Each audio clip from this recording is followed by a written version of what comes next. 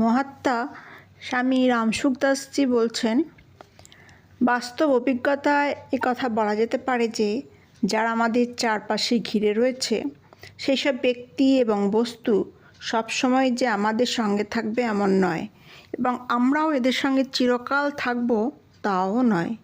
শুধু তাই নয়, শরীর আমাদের সঙ্গে চিরকাল থাকবে এবং আমরাও চিরকাল শরীরের সঙ্গে থাকব এমন নয়। এই কথাটি খুব সূক্ষ্মভাবে বিচার করতে হবে। আমরা যখন এদের সঙ্গে চিরকাল থাকতে পারবো না এবং এগুলিও যখন আমাদের সঙ্গে চিরকাল থাকবে না, তখন এগুলির ভরসায় আর কতদিন চলবে? এ তো হলো তার কথা যা আমাদের চোখের সামনে দেখা যায়। কিন্তু যিনি পরমাত্মা, যার সম্বন্ধে আমরা শাস্ত্রে পড়েছি, মহাত্মাদের কাছেই শুনেছি, তিনি আগেও আমাদের সঙ্গে ছিলেন, এখনও রয়েছেন এবং ভবিষ্যতেও থাকবেন।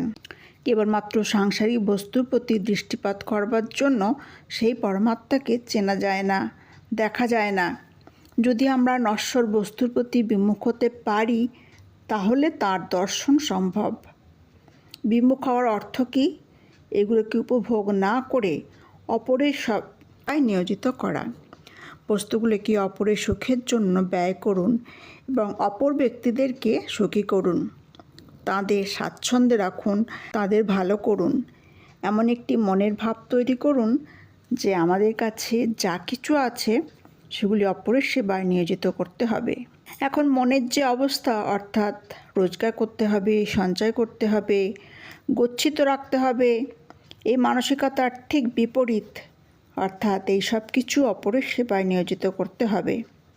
টাকা পয়সা চিরকাল আপনার সঙ্গে থাকবে না, আর আপনিও চিরকাল টাকা পয়সা গচ্ছিত রাখতে পারবেন না।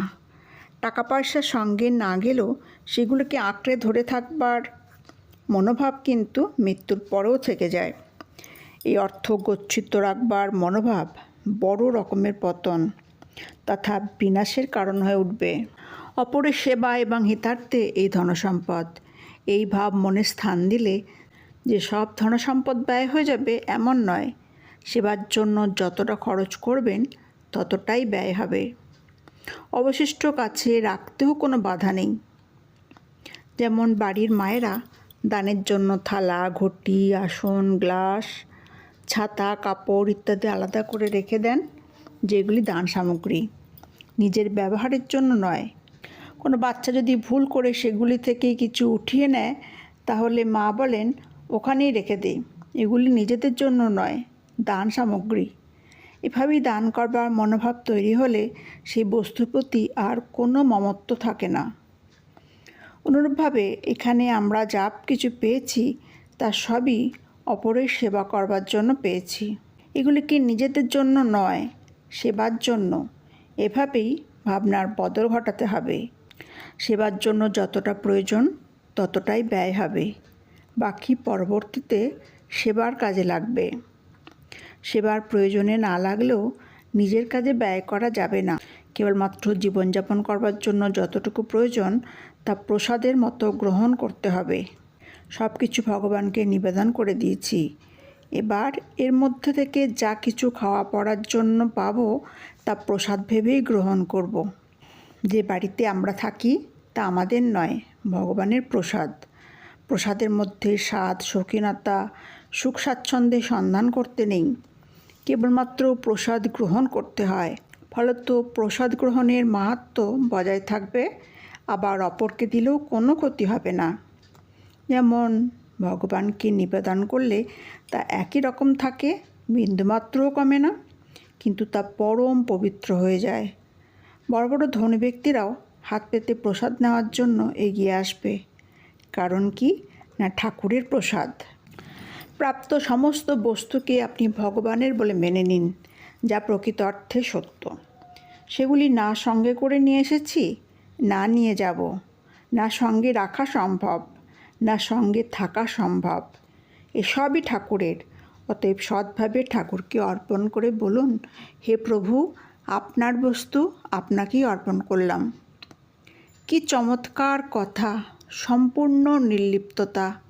জীবনযাপনের প্রয়োজনটুকু প্রসাদরূপে গ্রহণ করব, নয়তো ভগবত সেবা করব কিভাবে? সব কিছু ঠাকুরের বলে মেনে নেওয়ায় কোনো ক্ষতি নেই। আপনার সব কিছু যেমন ছিল তেমনই থাকবে।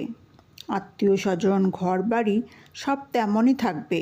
শরীর যেমন ছিল তেমনই থাকবে, কিন্তু আপনার অচিরেই কল্যাণ সাধন হবে। আপনি একটু ভেবেচিন্তে দেখুন, নিজের কিছু খরচ না করেই যদি কল্যাণ সাধন হয়, তাহলে এর চেয়ে ভালো আর কি হতে পারে? যা খরচ হওয়ার তা তো হবেই, লোকসান যা হওয়ার তাও হবে, দেউলিয়া হওয়ার থাকলে তাও না হয়ে যাবে না।